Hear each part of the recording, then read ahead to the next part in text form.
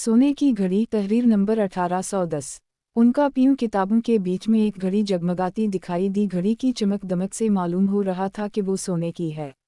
मंगल 29 सितंबर 2020। M Rizwan मलगानी। इस रात अब्बा बड़ी देर से घर आए और आते ही अपने कमरे में चले गए। उम्मूमन वो जब भी घर आते कुछ ना कुछ लेकर आते थे।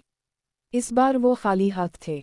आज इन्होंने सलाम भी नहीं किया था। जहां अम्मी को परेशानी लाहक हुई, वहीं मुझे भी गड़बड़ लगने लगी।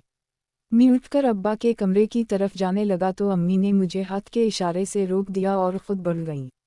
मैं तरह तरह की बातें सोचता हवा सहन में टहलने लगा। कुछ देर बाद अम्मी की वापसी हुई। मुझे उनके चेहरे के तासुरात देखकर ही अंदाज हो गया था कि ज़रूर मेरी ही कोई बात है। मेरा शक यकीन में तब बदला जब इन्होंने गुस्से से कहा, जाओ, तुम्हारे अब्बू बुला रहे हैं तुम्हें। ये कहकर वो बावर्ची खाने की जानिब चली गईं। जारी है। मैं उनके पीछे भागा। अम्मी, बताएं तो आखिर हुआ क्या है। मैं जान गया था कि अनजाने में शायद मुझसे कोई गलती सरजद हुई होगी, तभी वो इतने गुस्से में ही। मैं अभी अपना सवाल दोबारा दोहराने वाला था कि अब्बा जान की गिरजाती हुई आवाज़ कानों में गूंजी, हमदुन, सुना नहीं तुमने? जल्दी आओ। मैं खौफ से डरता कांपता अंदर चला गया। जी अब्बा जान। मैंने इन्हें देखे बना कांपती आवाज़ में कहा, इधर आके बैठो मेरे पास। अब के उनके लहजे में सख्ती ना थी, लेकिन मैं सहमा हुआ था। इससे पहले कि वो मज़ीद कुछ बोलते मैं उनके पास जाकर बैठ गया था। याद करो वो दिन जब तुम्हारा हाई स्कूल में पहला दिन था और मैंने तुम्हें किया नसीहत की थी। वो आहिस्ता आहिस्ता लेकिन रंजीदा आवाज़ में कह रहे थे। जी अब्बा जान, मुझे अच्छी तरह याद है और मैंने आपकी हर नसीहत पर अमल भी किया। मैंने ये जुमला इन्हें देखकर कहा था ताकि इन्हें मेरी सच्चाई पर झूठ का शुबह ना हो। अगर ऐसा है तो जाओ अपना बस्ता लेकर आओ। मैं फ़ौरन उनकी बात समझ नहीं पाया और हैरत से इन्हें देखता रहा। तुमने सुना नहीं क्या कह रहा हूँ? जाओ अपना बस्ता लेकर आओ। इस बार इन्होंने सख्त लहजे में कहा। मैं फिर डर गया और बस्ता लेने चला गया। उनके पास पहुंचा तो इन्होंने बस्ता मुझसे छीन लिया। बस्ता की दोनों ज़प्पी खोलकर इसकी तलाशी लेने लगे। इन्हें मतलूबा शय ना मिली तो इन्होंने बस्ता उलट दिया। सारी कापियों और किताबें पिलिंग पर बिखर गईं और उन कापियों किताबों के बीच में एक घड़ी जगमगाती दिखाई दी। घड़ी की चमक दमक से मालूम हो रहा था कि वो सोने की है। ये कहाँ से आई तुम्हारे बैग में? बोलो, जवाब दो। इन्होंने एक हाथ में घड़ी लहराई और दूसरे हाथ से मेरे बाजू को दबोच कर कहा, अब्बा, मुझसे कसम उठवा लो, मैं नहीं जानता ये किसकी है और मेरे बस्ते में कैसे आई। मैंने रोते हुए जवाब दिया, बकवास बंद करो और सच सच बताओ मुझे। वो एक बार फिर गुस्से से बोले थे। मैं कुछ ना समझते हुए गुजरे दिन याद करने लगा। काफ़ी सोच बचार के बाद मुझे याद आया, ये इस दिन का वाक़या है जब बारिश हो रही थी और मेरा स्कूल जाने का कतई दिल नहीं चाह रहा था। अब्बा छतरी लेकर बाहर जाने लगे तो उनकी मुझ पर नज़र पड़ी। अभी तक तैयार क्यों नहीं हुए? जल्दी तैयार होकर आओ, मैं इंतज़ार करता हूँ तुम्हारा। आज रिक्शा से जाएंगे स्कूल। इन्होंने इस अंदाज में कहा कि मुझे उनकी बात माननी पड़ी। मैं तैयार होकर आया तो अम्मी ने फ़ौरन नाश्ता मेरे आगे रख दिया। मैंने झटपट नाश्ता ख़त्म किया और अब्बा के साथ हो लिया। रिक्शा में सवार हुए तो अब्बा मुझे बताने लगे, आज स्कूल में प्रिंसिपल ने पार्टी रखी है। शहर का कोई बड़ा सियासतदान आ रहा है। दहम क्लास के 2 और सेक्शन बनवाने हैं। स्टाफ रूम की छत टपकती है। पानी की टंकी लीक हो गई है। मेरी कैंटीन भी छोटी है, उसे बड़ा करना है। लाखों का खर्चा है। इस वजह से प्रिंसिपल साहब ने इन्हें मदऊ किया है। वो ज़रा देर के लिए रुके फिर बोले, मुमकिन है दोपहर का खाना भी स्कूल में ही प्रिंसिपल के साथ हो। काश दिलावर चौधरी मान जाए और फंड की मंजूरी दे दे। वो तहम्मुल से बता चुके तो मैं भी दिल ही दिल में दुआ करने लगा।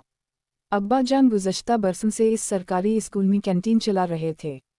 उसके साथ साथ स्कूल में जब भी कोई ख़ास मौका या तकरीब होती, मुंतज़िम के तौर पर उनका स्कूल में होना लाजिम होता।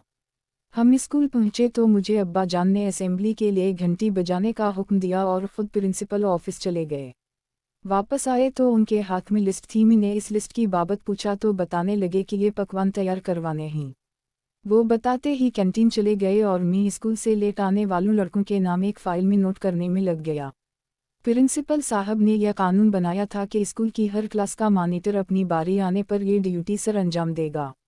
इस रोज़ मंगल था और मंगल के दिन मेरी बारी होती थी। मैं फ़ाइल हाथ में ले लड़कों के नाम दर्ज करने में लगा हुआ था कि मैंने फैसल को भी इस कतार का हिस्सा बनते देखा। वो इंतहाई गुस्से से आग बबूला होकर मुझे देख रहा था। उसका नाम फाइल में लिखने की बारी आई तो वो बोला, मेरा नाम फाइल में लिखने की गलती मत करना। वो इंतहाई बदतमीज़ी और अक्खर लहजे में हुक्म देने वाले अंदाज में बोला। मैं उस वक्त अपनी जिम्मेदारियां निभा रहा हूं और मेरा फ़र्ज़ है जो भी लेट आए सबके नाम फाइल में दर्ज करूं। मैं इसका नाम लिखने लगा।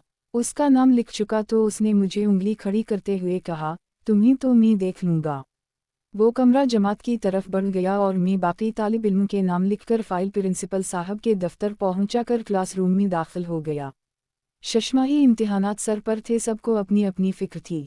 तकरीबन सभी के फ़िज़िक्स के प्रैक्टिकल मुकम्मल थे और सब ने चेक करवा दिए थे, लेकिन एक फैसल था कि जिसने अभी तक प्रैक्टिकल मुकम्मल नहीं किया था। वो काफ़ी दिनों से मुझसे कह रहा था कि मैं इसका प्रैक्टिकल मुकम्मल कर दूँ। मेरा अपना काम ज़्यादा था, इम्तिहानात की तैयारी भी करनी थी, लिहाजा उसके बार बार इसरार करने पर मैंने भी बार बार इनकार ही किया था। सर खावर जो फ़िज़िक्स पढ़ाते थे इस दिन आपे से बाहर हो गए। इन्होंने फैसल को काफ़ी डांट डपट कर प्रिंसिपल ऑफिस भिजवा दिया। ये फैसल की बदकिस्मती थी कि उस वक्त प्रिंसिपल ऑफिस में इलाके के member of National Assembly Dilawar Chaudhry भी मौजूद थे। इस तरह की किसी शिकायत का इलाके के मेंबर ऑफ नेशनल असेंबली के सामने इन्हीं मौसूल होना काफ़ी तस्दीक की बात थी। प्रिंसिपल साहब शदीद कस्म के जज्बाती हो गए और फैसल के जमात नहम के बोर्ड के इम्तिहानात का दाखिला फॉर्म भिजवाने से इनकार कर दिया और सज़ा के तौर पर ऑफिस में कान पकड़कर एक टांग पर खड़े होने का कहा। फैसल जैसे लड़के के लिए ये सब बर्दाश्त करना इंतहाई मुश्किल था। शायद तब ही वो मुझसे बदला लेने के कई मंसूबे तरतीब देता रहता था। आधी छुट्टी की घंटी बजी तो बच्चों ने फैसल को प्रिंसिपल ऑफिस में इस हालत में खड़े देखकर इसका खूब मजाक उड़ा। कई लड़कों ने फ़िक्रा कसे, कई लड़कों ने सीटियां बजाएं कि उस वक्त अब्बा जान खाने का सारा इंतज़ाम कर चुके थे। हाल में मेज़ पे खाना लगा दिया गया था। आधी छुट्टी के फ़ौरन बाद दिलावर चौधरी को तकरीर भी करना थी। सारा स्टाफ प्रिंसिपल साहब और दिलावर चौधरी हाल में जुमा थे। इधर फैसल अकेला खड़ा सबको खाने वाली नज़रों से घूर रहा था। इधर जब मेरी नज़र प्रिंसिपल ऑफिस की खिड़की से अंदर पड़ी तो मैंने उसके हाथ में जगमगाती हुई घड़ी को देखा। इसकी नज़र घड़ी से हटकर मुझ पर पड़ी तो मैं इसकी चमकती आंखों में शरारत भान पर ली थी, लेकिन दिलावर चौधरी साहब की धुंधार तकरीर के बाद में सब कुछ भूल भाल गया था। दरअसल वो घड़ी दिलावर चौधरी ही की थी।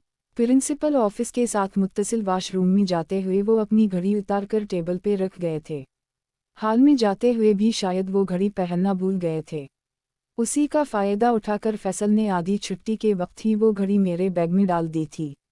फैसल का ये मंसूबा इस लिहाज से भी कामयाब रहा कि चौधरी साहब ने स्कूल के लिए फ़ंड देने की मंजूरी दे दी थी और इस खुशी में प्रिंसिपल साहब ने और दीगर स्टाफ ने इन्हें तोहफ़े देने का बंदोबस्त भी कर रखा था।